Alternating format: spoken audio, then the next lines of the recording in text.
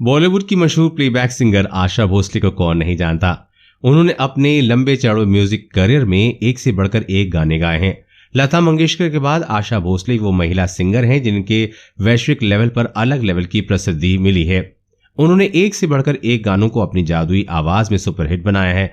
बहुत कम लोग ही जानते कि आशा भोसले ने अपने सिंगिंग करियर की शुरुआत एक मराठी गाने से की थी जो साल 1943 में आई थी। गाने के बोल नाम चला चला नवाला था। 16 साल की आयु में आशा ने अपना पहला सोलो फिल्म गीत गाया रात की रानी के लिए। आशा ने 16 की आयु में गणपतराव भोसले से शादी की थी। उनकी वैवाहिक जीवन कभी भी ठीक नहीं रहा। शादी के कुछ साल बाद आशा अपने घर वापस लौट आईं। आशा को पहली सफलता नन्हे मुन्ने बच्चे गाने से मिली। आरडी और एसडी बर्मन के साथ उनके गाए गीत सभी गाने सुपरहिट रहे। 60 और 70 के दशक में आशा ने हिंदी सिनेमा की कई अभिनेत्रियों के लिए प्लेबैक किया। 1980 में Asha Bhosle Indian film industry के दिग्गज म्यूजिक डायरेक्टर और सिंगर आरडी बर्मन से शादी कर ली। विवाह के 14 साल बाद वर्ष 1994 में आरडी बर्मन का निधन हो गया। आशा भोसले 79 साल की उम्र में माई नाम की मराठी फिल्म में अपना एक्टिंग डेब्यू किया। फिल्म में उन्होंने मां की भूमिका निभाई थी। उन्होंने अपने करियर में ढेर सारी अवार्ड्स जीते हैं। साल 2000 में भारत सरकार ने आशा भोसले को दादा साहब फाल्के पुरस्कार से सम्मानित किया और बाद में 2008 में उन्हें पद्म विभूषण से भी नवाजा गया। 20 भाषाओं में 11,000 से ज्यादा गाने गा चुकी आशा जी की उम्र के इस पड़ाव पर भी इतना ही एक्टिव हैं। अपने 90 जन्मदिन पर वो मुंबई में शो कर रही थीं।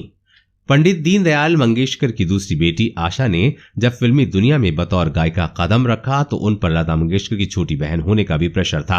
लता दीदी तब तक फेमस गायिका बन चुकी थीं। लता दीदी से अलग आशा जी ने गायकी का एक अलग ही अंदाज ईजाद किया। हजारों गाने, सैकड़ों लाइव शो और अनगिनत यादगार लम्हे, जिनकी जिंदगी में इन सब के अलावा भी काफी कुछ घटा है। सुदेश भोसले इस बारे में कहते हैं। सुदेश कहते हैं कि वो ऐसे कलाकार हैं जिन्होंने आशा जी के साथ सबसे ज्यादा लाइव शो किए हैं और आज भी वो दुबई में उनके साथ ही शो कर रहे हैं। सुदेश कहते हैं कि भोसले सरनेम की वजह से लोग मुझे उनका बेटा ही मानते हैं। हमारा रिश्ता भी माँ बेटे जैसा ही है। सुदेश भोसले कहते हैं कि साल 1986 में ये साल मेरे लिए लकी साबित हुआ। इस साल मेरे साथ जो वाकया हुआ वो किसी करिश्मे से कम नहीं है। एक दिन मैं स्टेज शो कर रहा था, तभी आशा ताई की नजर मुझ पर पड़ी। उन्होंने मुझे किशोर कुमार और एसडी बर्मन के गानों को उन्हीं के अंदाज में गाते हुए सुना। उस वक्त तो उन्होंने कुछ नहीं कहा, सिर्फ सुनकर चली गईं। मुझे भी नहीं पता था कि आशा भोसले मुझे सुन रही हैं। इस शो को कुछ ही दिन बीते थे कि एक स्टूडियो में मेरी मुलाकात आशा ताई से हुई। उन्हें देखते ही मैंने उनके पैर छुए। आशीर्वाद देने के बाद उन्होंने मुझसे एसडी बर्मन के गाने की गुजारिश की। ये सुनते ही मैं नर्वस हो गया, समझ नहीं आ रहा था कि क्या करूं। मेरी हालत देखकर उन्होंने कहा कि आप बिना किसी झिझक के आराम से गाइए। मैंने डोली में बिठाए के कहार गाने को बिल्कुल एसडी बर्मन के अंदाज में गाया। जब गाना खत्म हुआ तो देखा कि साड़ी के पल्लू से मुंह छिपाकर वो रो रही थीं। उन्होंने मेरे गाने की बहुत तारीफ की। फिर उन्होंने और गाने की डिमांड की। उन्होंने तुरंत ही मेरे गाए हुए सारे गाने रिकॉर्ड करा लिए और उस रिकॉर्डिंग को अपने साथ ले गईं। फिर कहा जल्द ही मिलते हैं। इतना कहकर वो चली गईं।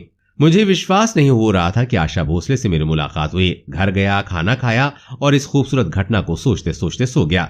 सुबह के 7 बजे थे कि तभी पड़ोसी के घर से आवाज आई कि आरडी बर्मन के ऑफिस से कॉल आया है। ये सुनते ही मैं भागा। फोन करने वाले शख्स ने मुझे जल्द ही अपना पासपोर्ट लेकर ऑफिस आने को कहा।